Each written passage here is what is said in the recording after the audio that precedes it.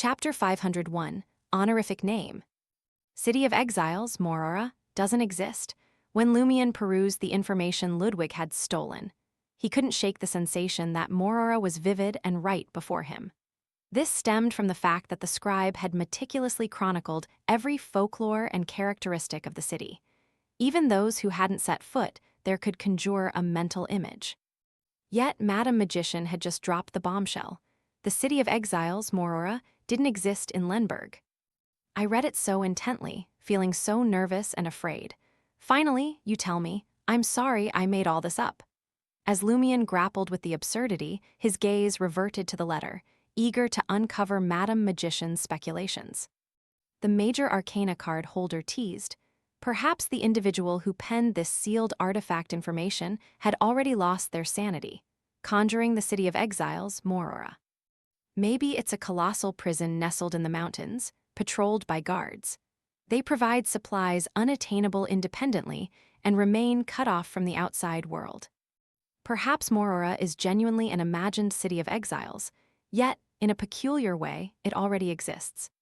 Don't dismiss the first and third conjectures as absurd or hyperbolic, making them implausible. Let me enlighten you. When dealing with Grade 0 sealed artifacts, numerous things defy common sense and intuition, especially when we're talking about 001. Personally, I fancy the first conjecture. It emanates a fantastical beauty. A deranged keeper jotting down information about a sealed artifact filled with ramblings and delusions and treating it as reality. But what about the truth? Where did it vanish to? Is it no longer in place? At the sight of this, Lumion felt an inexplicable chill, and his hair stood on end. Madame Magician had expounded terrifying possibilities.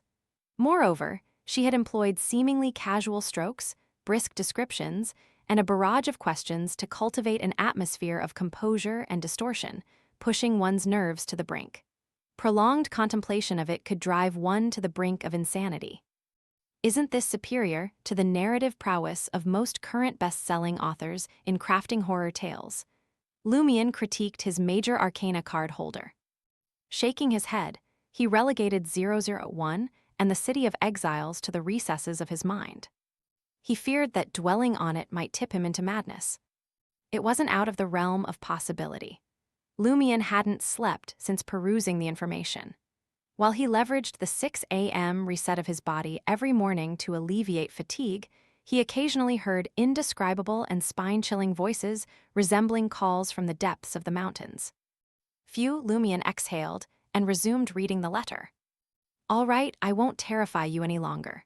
In essence, until you truly confront 001, don't summarily dismiss any conjecture or potentiality. I've verified the auditory hallucinations you mentioned.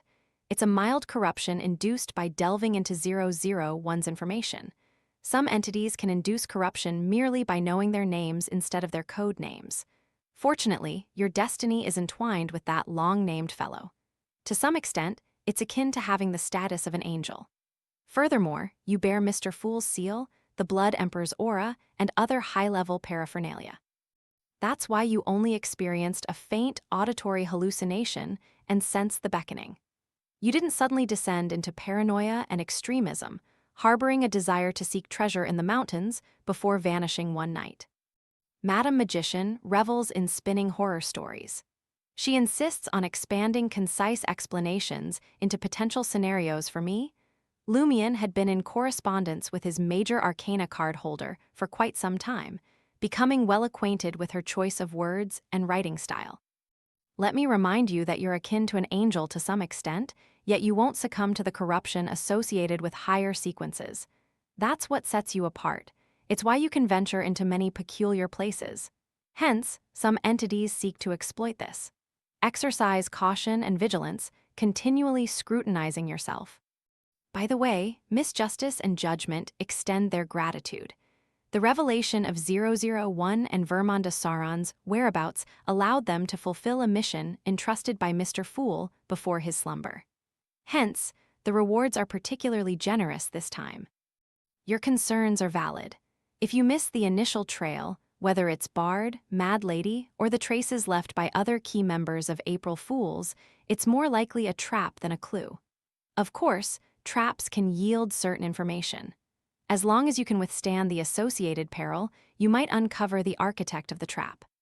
If, and I say if, you chance upon a high-sequence beyonder of the seer, apprentice, and marauder pathways while delving into the whereabouts of the key members of April Fools, you can invoke my name and seek my assistance.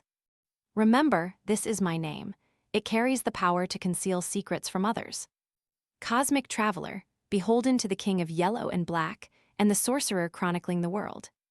The King of Yellow and Black is an alias for Mr. Fool, Cosmic Traveler, and chronicling the world sounds amazing. Could she truly be the angel of stars from the Bible? As Lumion committed it to memory, he witnessed the honorific name gradually fading, as if erased and consumed by the void.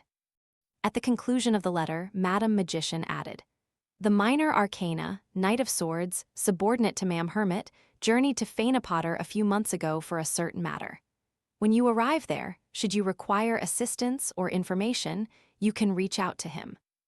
His messenger is a peculiar creature wandering above the world, a half-fairy who fiddles with melodic strings, a messenger that belongs solely to the Knight of Swords." Half-fairy, Lumion had skimmed through information about such spirit world creatures, mainly to select a suitable contract partner. He hadn't delved into the details, making it challenging to recall. Simultaneously, he noted that the Knight of Swords' messenger incantation deviated from the conventional format.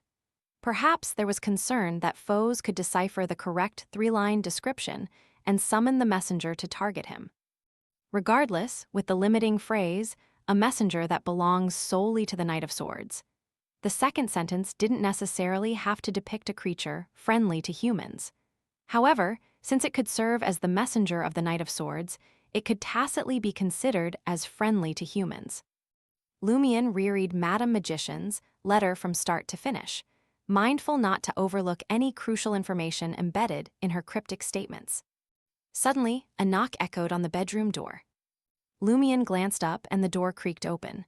Ludwig stuck his chubby head out and, in a daze, uttered, "I'm hungry. It's time for you to cook." "Didn't you just eat plenty of cake and crackers?" Lumion's lips twitched. Ludwig replied seriously, "That's dessert, not the main course."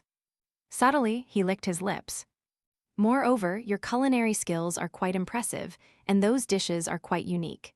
With a chef around, I don't want to settle for raw beef, hard bread, and freshly bought potatoes." The boy's expression turned pleading. Lumion scoffed. "Why don't you do it yourself?" "I can only cook by myself after I recover a little," Ludwig replied subconsciously before changing his tone. "I'm still a child. You're actually asking me to cook in the kitchen?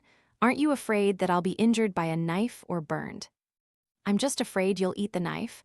What does it mean to cook after recovering a little? Is chef a higher rank than your current sequence's strength? Can't you cook if you're not a chef?"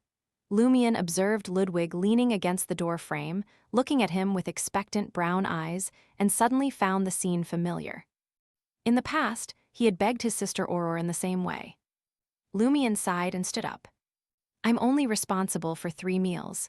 The rest of the time, rely on dessert, bread, and cold dishes. Don't bother me." As he spoke, he left the bedroom and entered the kitchen. While donning an apron and engrossed in cooking, Ludwig, in a caramel coat, waited at the kitchen door, occasionally wiping his mouth. After pan-frying a steak, Lumion picked it up and casually tossed it out. Ludwig deftly caught it, tore it in a few bites, and stuffed it down his abdomen. Observing this, Lumion chuckled inwardly, feeling that this fellow was even more absurd than he had been back then.